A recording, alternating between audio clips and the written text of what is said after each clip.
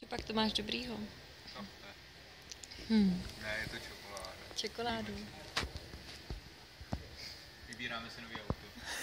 Protože nás Kuga selhala. Trošku nás zlobí. No, tak jaký si vybereš? Tu červenou, že bychom jeli s tou červenou. A co to je za model? Nebo ty rozdělíš auta na červený? A modrý a černý.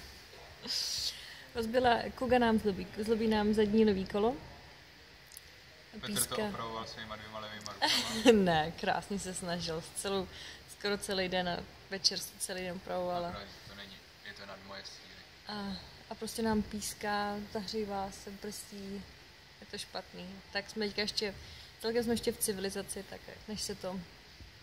když pojedeme do hor, tak ať je to v pořádku. Takže to necháváme zkouknout. No a když to bude hodně drahý, tak ho tady necháme, vybereme si třeba černou na 4x4. Vlastně stejně má už špinavý poulaky, ta bílá, tak to je právě někde jsou náme značky a taťka bude koukat, že jsme přivezli černý auto. A že jsme vlastně přijeli z možná z kilometrama. Takže uvidíme, jak to dopadne. Hlavně je to v Norsku jedna z nejdražších zemí. Samozřejmě hodina opravy jsme zvedali, co to bude stát. To se uvidí.